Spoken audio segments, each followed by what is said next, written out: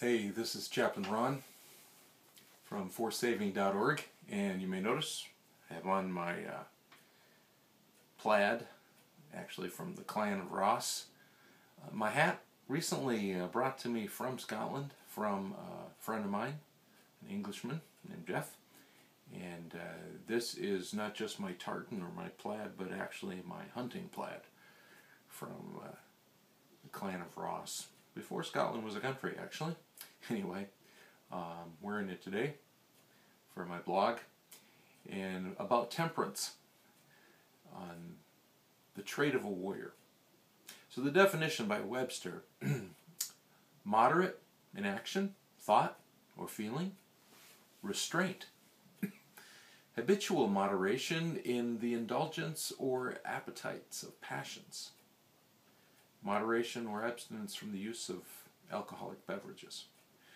To best understand temperance, one must go back to the origination of the Knights of Hospitallers. If you remember, in my earlier blogs, we talked about the formation of the Knights of Hospitallers being from St. John as he sent knights to Jerusalem, and part of their role was rescuing their comrades from those burning walls of Jerusalem and taking them into an inner place that was safer. Those Knights of Hospitallers are what we get the word hospital from. Anyway, by several hundred years later, in 1798, when Napoleon came to the island of Malta and these knights surrendered to him, they had become defined as men of faith, of courage, of justice, and of temperance. These are not attributes they aspired to keep so much as character traits that came to describe these knights. It's interesting to follow the etymology of a word through history. The use and meanings of words change, and this is certainly true with the word temperance. If you look at some of the first symbols describing some of these knights, the one that's in the blog picture that you note there is attributed more to the Templar Knights, who were in Jerusalem at the same time and often worked right alongside of the Knights of Hospitallers. This symbol is a coin with two knights riding one horse. This does not seem to be the symbol of a mighty knight of power and valor, two knights on one horse, but the story of the coin comes from the mission of protecting citizens on their pilgrimages from Jerusalem to the Jordan River site where Jesus had baptized John. As pilgrims wanted to go to see that site, these two knights were assigned the mission to escort them. And they only had one horse between them, but they used it to benefit and the protection of the people on the pilgrimage.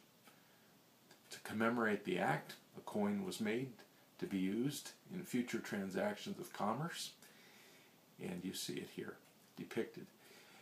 When power is used to the benefit of someone else, we're beginning to see the meaning of temperance. Interestingly enough, we know the word as a word describing the control or maybe abstinence of drinking alcohol.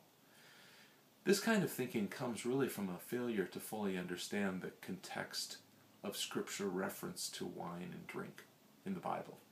Because as the context shows, if you look into these stories referring to wine, or categorically really all intoxicating drink, you find the message is not so much about abstinence, but about warning about the eventual state that it could lead you toward or away from, and that being able to hold or moderate your passions.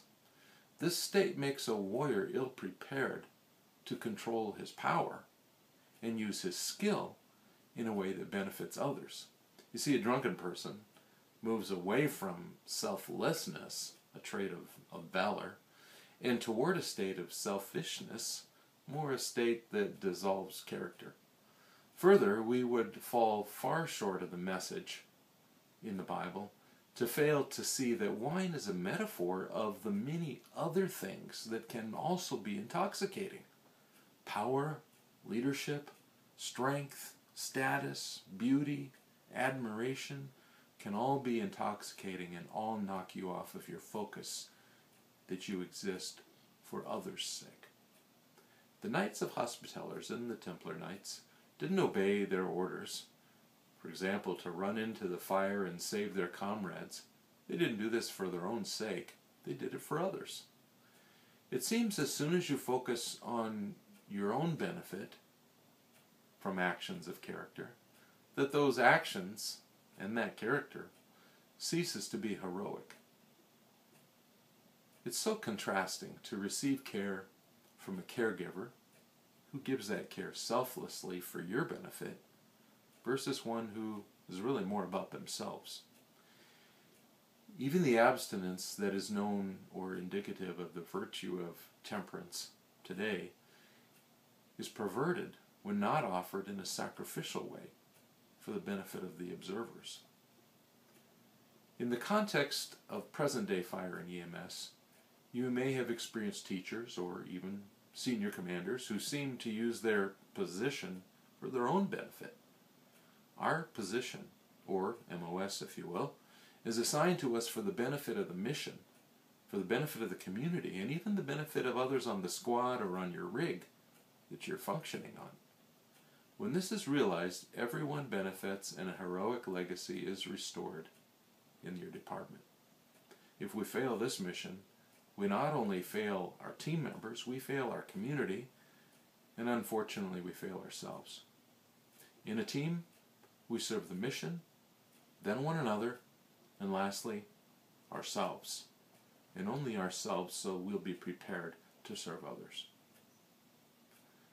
A good present-day knight wants to work out and be strong, but not to the point of shortcoming or shortcutting your training or the team.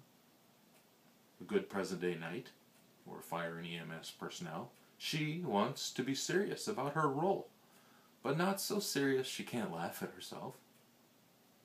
Or to be a good leader, but not to the point that you can't step aside and let someone who knows more teach everyone a new idea. This kind of temperance is a key element in a modern day model that we call servant leadership. It's all about strength, but for the sake of others, and of course has been best modeled to us by Jesus Christ, who, although he was God, took on the form of man, or the likeness of man, and came and sacrificed himself for the sake of others. This is a great model, the one that the Knights of Hospitallers recognized and tried to follow, and the one that we can be motivated by as well. This has been Chaplain Ron for forsaving.org. Thanks.